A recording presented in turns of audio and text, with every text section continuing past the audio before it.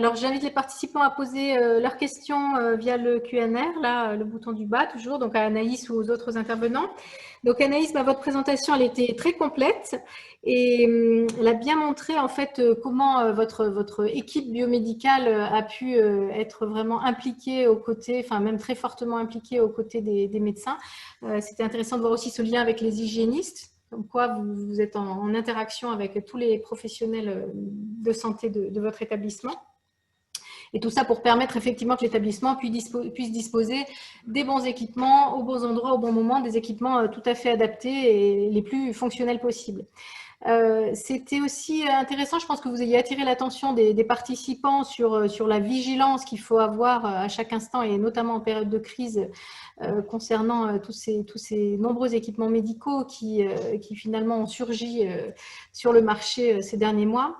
Et en rappelant justement que même en temps de crise, il faut garder cet œil expert biomédical pour garantir la sécurité des patients et du personnel utilisateur parce que c'est ce qui reste la priorité. C'était bien aussi de voir que justement le rôle des biomédicaux, encore une fois, ne se limite pas à la maintenance, mais couvre aussi cette question des acquisitions d'équipements, la question, donc, on a dit finalement de l'hygiène aussi, puis de la formation du personnel.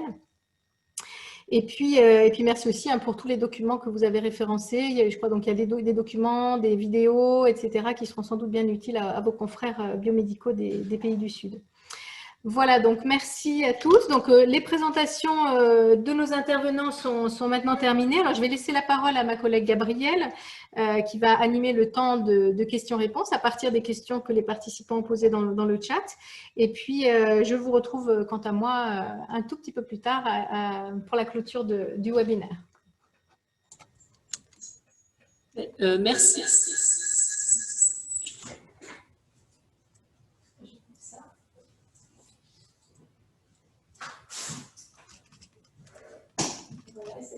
Merci Cathy. Du coup, on va avoir que très peu de temps pour les questions-réponses. Donc, il y en a une qui, je pense, demande une réponse à la fois du docteur Chiban et d'Anaïs. Donc, la question, c'est: avez-vous eu l'occasion d'utiliser des prototypes de respirateurs développés durant la crise Covid et dont certains qui ont été validés par l'ANSM? Donc, voilà, je vais peut-être vous apporter chacun une réponse si vous avez eu l'occasion d'utiliser ce type de ventilateur ou pas. Alors c'est vrai que pour ma part à Chambéry, on s'est tenu informé des prototypes et un peu des nouvelles technologies qui étaient sorties. On l'a pas mis en place chez nous et heureusement pour nous, c'est vrai qu'on a plutôt on a plutôt eu de la chance sur notre secteur et on a pu se débrouiller avec le matériel qu'on avait. Mais c'est vrai que ça sera intéressant de partager le retour d'expérience d'autres sites pour voir si effectivement on peut pérenniser ce type de solution. Et vous, du coup, docteur Chiban, vous avez pu essayer des prototypes de ventilateurs qui sont nés pendant la crise Covid ou pas du tout?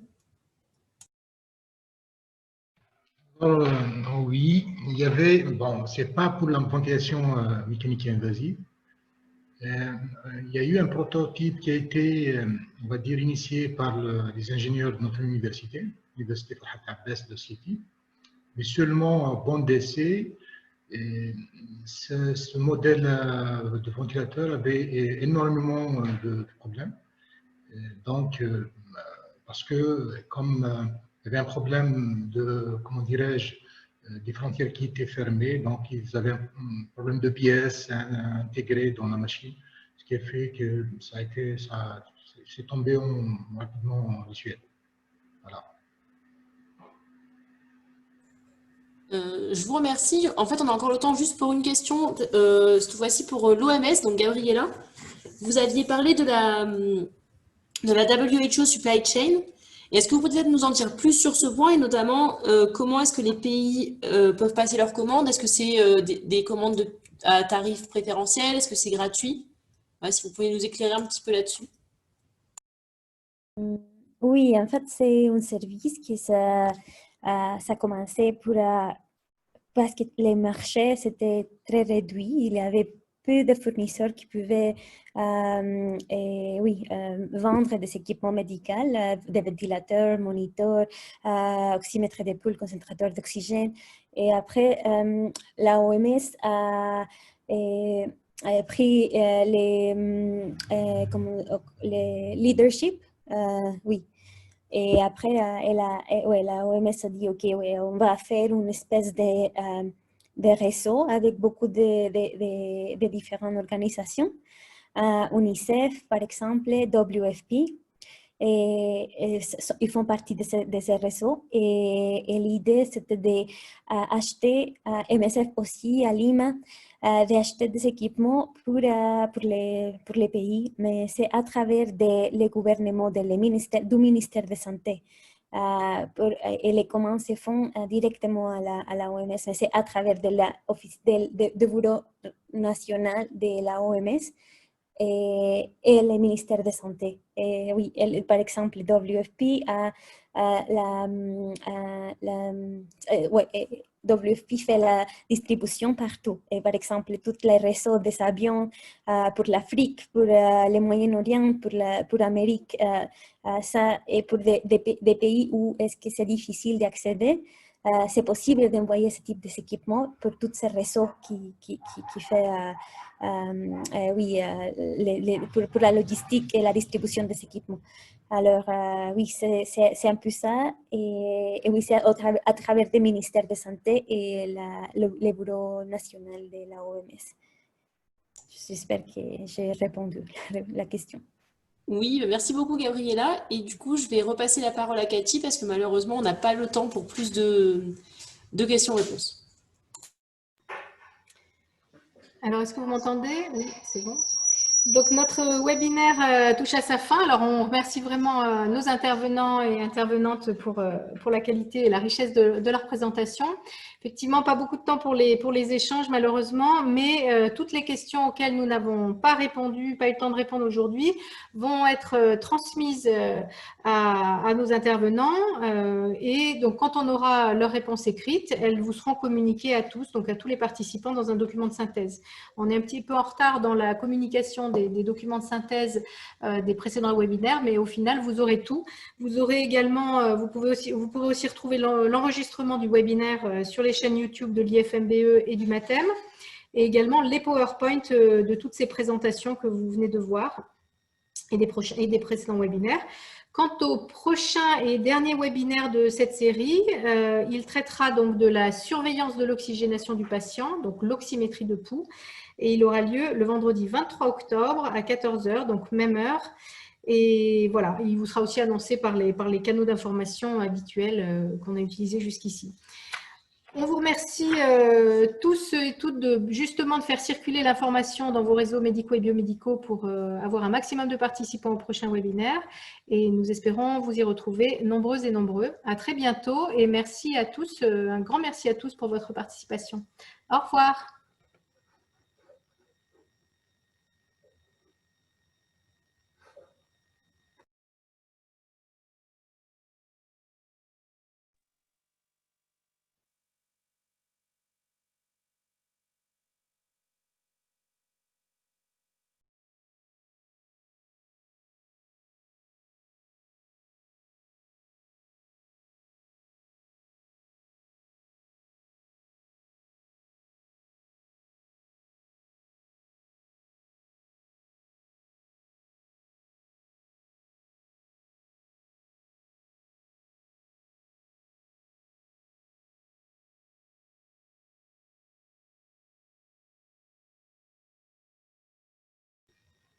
Voilà, donc je ne sais pas si Caliroy a déconnecté l'enregistrement.